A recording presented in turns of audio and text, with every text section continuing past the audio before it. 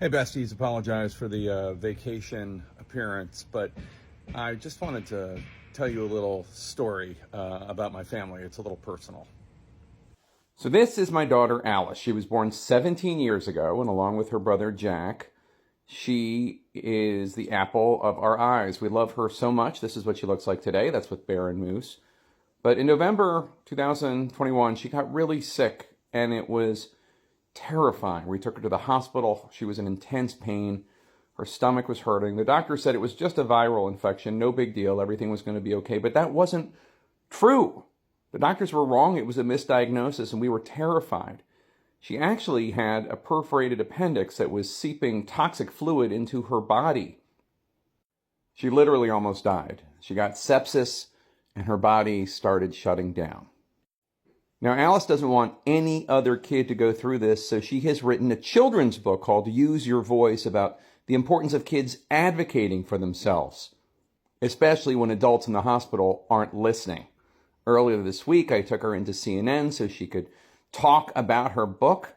Here she is getting all glammed up at the CNN hair and makeup department, and then she got to go on Casey Hunt's show, CNN This Morning, and it went great.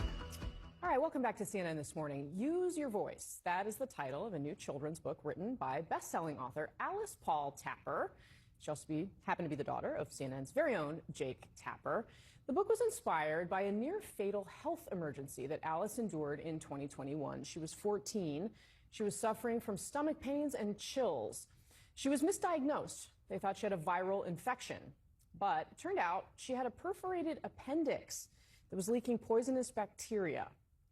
The purpose of the book is to encourage everyone, especially kids, to speak up and advocate for themselves when it comes to their own health, because really it can save your life. And Alice Paul Tapper joins us now on This Morning on her 17th birthday. Alice, happy birthday. Hi, thank you so much for having me. Congratulations on the book. I honestly was reading this book again in one of our commercial breaks, and I was tearing up a little bit thinking about the prospect of my own children or children that I love facing what you faced, which was, take us back to that day, walk us through what happened that led you to the hospital and how you realized it was worse than what doctors originally told you. So it started as a normal the night before. I was hanging out with friends and I was at my first freshman year football game. And then that night, I just started getting stomach aches and I threw up, and it progressively got worse. So my mom took me to the ER, and they had sent me to a hospital that declared I had a viral infection. And so like the stomach flu or something exactly, that would be normal. Exactly. So obviously as a 14-year-old, I was listening to the doctors and I was like, okay, right. I trust them. You know, obviously as a kid, you trust adults 100%. But I just felt like something was wrong. And I was in so much pain. I couldn't straighten my legs when I was laying in the hospital bed because everything just felt so tight and painful. And I just kept telling them my pain, I'm in so much pain, and they were dismissing my pain.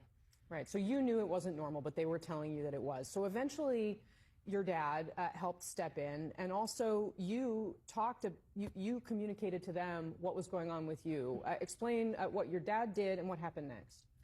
My dad called the head of the hospital, and within 9 minutes, I was getting a CT, a sonogram, and an X-ray, and I hadn't gotten any imaging before. And they came into my room afterwards and immediately said something is seriously wrong with your appendix. And everything changed from there on. My care, I was in so much pain still, but my appendix had ruptured because it had been so long, 32 hours, and everything was just, I became in septic shock, hypovolemic shock, and I had to be rushed to the ICU. Yeah, so what had happened was that you had gotten progressively sicker and sicker to the point that your life was actually in danger. Yes. Right? Because and everyone knows what appendicitis is. Yeah. I mean, I've heard of people who've had it, and I just was so confused as to wondering, like, what could I have done possibly this wrong that they missed appendicitis?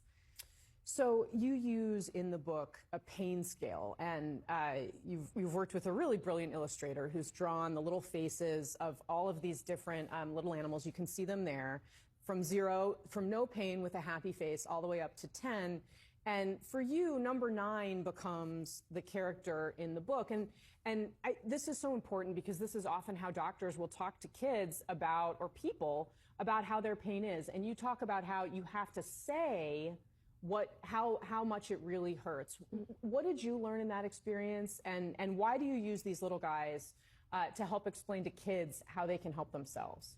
Well, in the hospital, the pain skills really stood out to me because every hour nurses were coming into my room and showing me a pain scale, and I never really knew what to say. I was just saying, I'm in the worst pain I've ever been in my life, which is a 10, but you really have to use your voice. And something that I learned in the hospital is that you are your best advocate, and speaking up for yourself is sometimes the only way you're going to be able to take care of yourself and get the help that you need.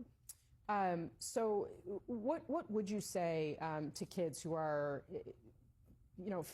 feeling, or they're in a situation like this, especially kids, not everyone is so lucky to have such amazing parents like you do, who can get the head of the hospital on the phone. I mean, what would you say to people who are fighting back against systems that they've run into, and maybe it's no fault of the people that they're working with, but they need something that they're not getting? Yes, and this is why I'm so passionate about that, is not everyone has a dad that can just call the head of the hospital and get an x-ray to find out what's wrong with them. My life was on the line, and if I had waited any longer, it would have gotten so much worse for me, and who knows if I could have even recovered. And I want to just let kids know that you really have to speak your mind and use your voice, and that's really the point of the book, is to just advocate for yourself and push for yourself. Yeah, it's amazing, Alice. I'm so sorry, of course, that you actually had to go through this, but being able to use the voice that you have to help other people is really amazing. So congratulations on the book. Thank you so much. Happy birthday. Thank you. Thank you so much for being here. The book is Use Your Voice by Alice Paul Tapper. It's out now. I am so proud of Alice and her new book. She is an amazing kid. I love you, sweetie.